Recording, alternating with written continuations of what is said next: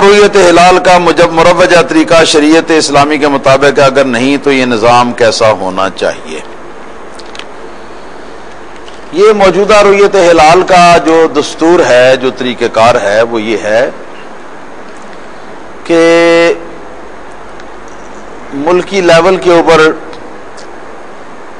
ایک باڈی بنی ہے رویت ہلال کمیٹی کی، اور پھر رویت ہلال کمیٹی نے خاص طور پر، ویسے تو پورے ملک میں سارے شہروں میں، اور خاص طور پر ان شہروں میں جہاں مطلع مختلف ہونے کا یعنی احتمال ہوتا ہے کہ دوسری جگہ چاند نہیں نظر آیا تو یہاں آ سکتا ہے، تو اس طرح کے مقامات پہ انہوں نے کچھ ذیلی کمیٹیاں بنائی ہوئی ہیں،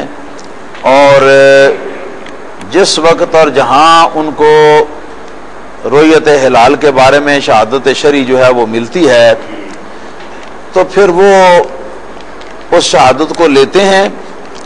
مقامی کمیٹی جو ہے وہ شہادت کو لیتی ہے، اور شہادت لینے کے بعد وہ فیصلہ کرتی ہے، تو وہ فیصلہ جو ہے اس کی مرکزی رویت ہلال کمیٹی کی طرف سے ان کو اجازت ہے کہ تم جو فیصلہ کرو گے ہم اس کے پابند ہوں گے، لہذا اس کا بعد میں اعلان چاہے کوئی بھی کر دیتا ہے، اعلان کرنے کی تو کوئی بات نہیں، اصل بات ہے اس کا فیصلہ ہونے کی۔ تو یہ طریقہ کار آج کل مروج ہے، اور یہی طریقہ کار شریعت اسلامیہ کے عین مطابق ہے، اور یہ صحیح ہے، اس کا متبادل اور کوئی نہیں ہونا چاہیے، اور یہی ہونا چاہیے۔ البتہ یہ جو ہمارے ملک کے اندر یہ دوئدہ مچا ہوا ہے، تو اس میں ہم دیکھ رہے ہیں کہ بچپن کے زمانے سے ہم یہی سن رہے ہیں کہ ہمارے یہاں عید اگر جمعرات کو ہے تو سرحد کے علاقے کے لوگ جو ہیں وہ کبھی بدھ کو عید کر لیتے ہیں، کبھی منگل کو کر لیتے ہیں۔ یہ جب سے ہم نے ہوش سنبھالی ہے نا، ہم اسی طرح دیکھتے چلے آئے ہیں۔ پھر زمانہ ترقی کر گیا، اور یہ ٹرانسپورٹیشن کا نظام جو ہے وہ بڑا ترقی کر گیا، اور بھی بہت ساری چیزیں ایسی آ گئی ہیں کہ جن کے ذریعے سے خبر تو وہ دے ہی سکتے ہیں، اور خبر دیں تو پھر اس کے بعد شہادت کا بھی کوئی انتظام، کوئی بندوبست جو ہے وہ کسی نہ کسی طریقے سے کر ہی لیا جائے گا۔ لیکن ان سب کچھ کے باوجود آج بھی صوبہ سرحد کے اندر وہی معاملہ ہے کہ صوبہ سرحد کے اندر بعض لوگ جو ہیں وہ خواہ آپ نے 29 روزے رکھے ہوں یا 30 روزے رکھے ہوں، تو اسی طرح 29ویں تاریخ ہے آپ کے یہاں،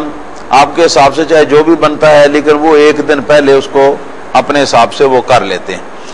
اور وہاں دراصل یہ ہے کہ رویت ہلال یعنی چاند کے دیکھے جانے کا شوشہ تو چھوڑا گیا ہے،